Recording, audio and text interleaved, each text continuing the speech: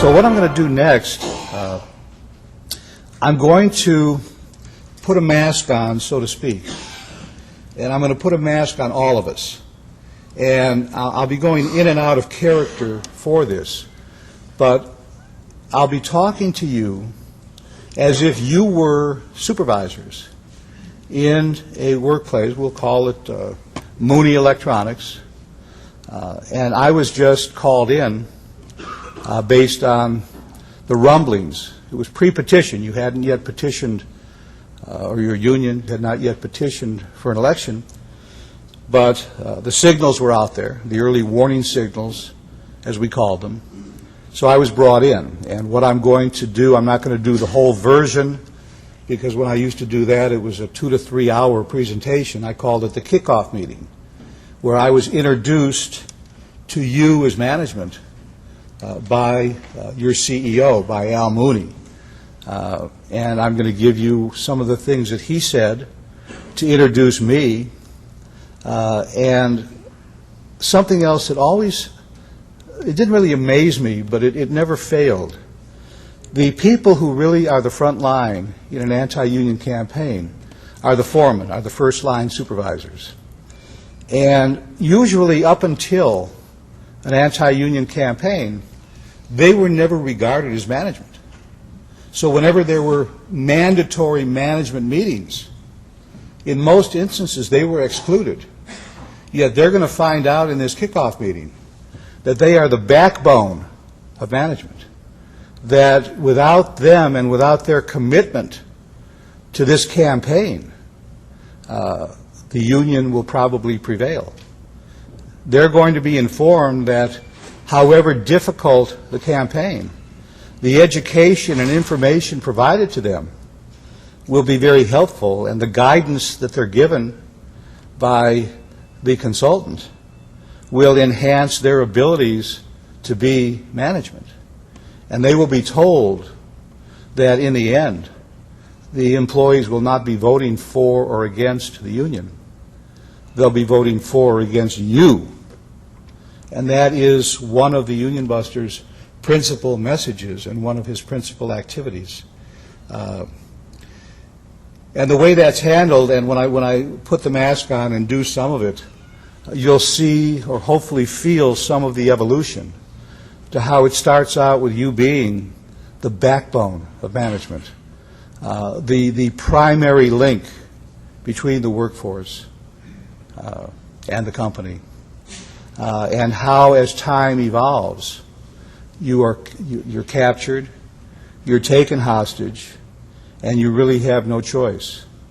And if discovered to be working against the consultant's requirements, because you're also told by your CEO that the campaign, the war, is going to be your #1 priority, that if productivity slacks and falls back, or anything else lessens from your responsibilities, not to worry. As long as what you were doing was campaign-oriented, it's okay. And that because it's a priority, that your performance evaluation will be based on your success or failure in the campaign. And you're told this in no uncertain terms.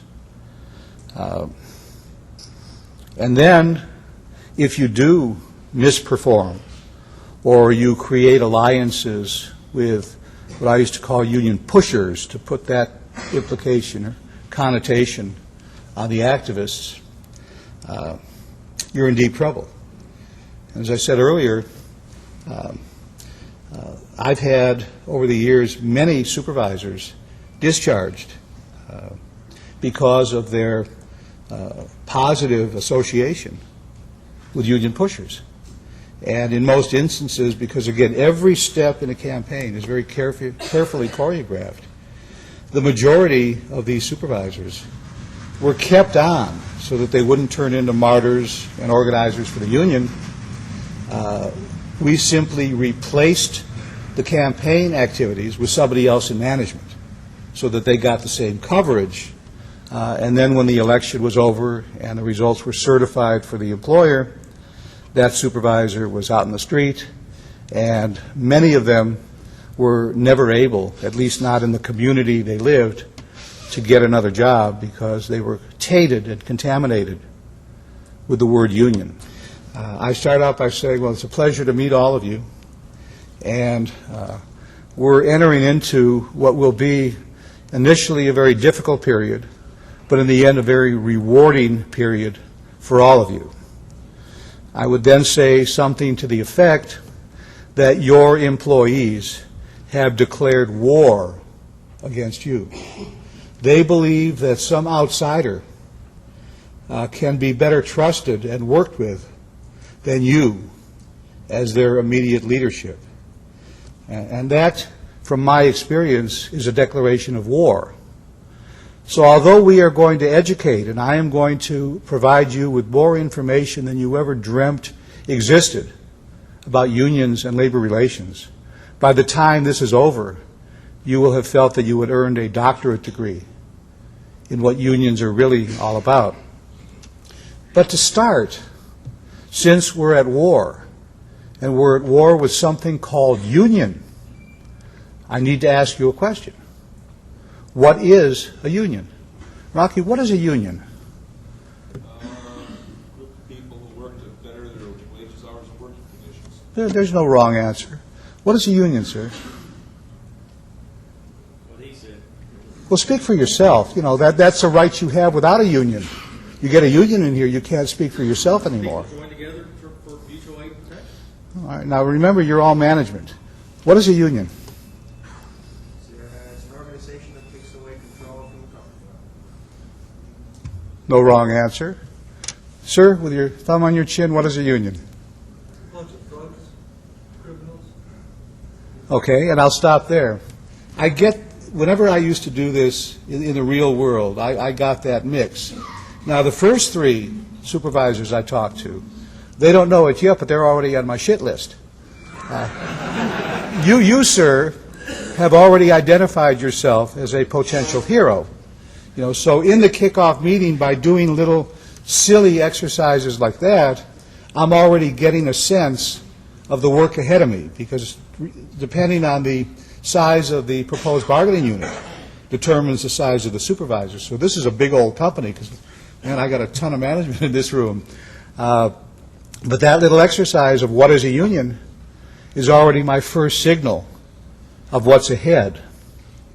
Then, as I'm talking to you, I give you my definition of a union. And what I would probably say would be words to this effect. Union is a business, just like we are, except they're in the union business. And what does any business need to survive? Money. And in the union business, where does that money come from? Follow the bouncing ball. Dues, fees, fines, assessments. Dues, fees, fines, assessments. Those words will reverberate throughout the whole campaign. In fact, it is unlawful for a union to get money from anything, any place except its membership.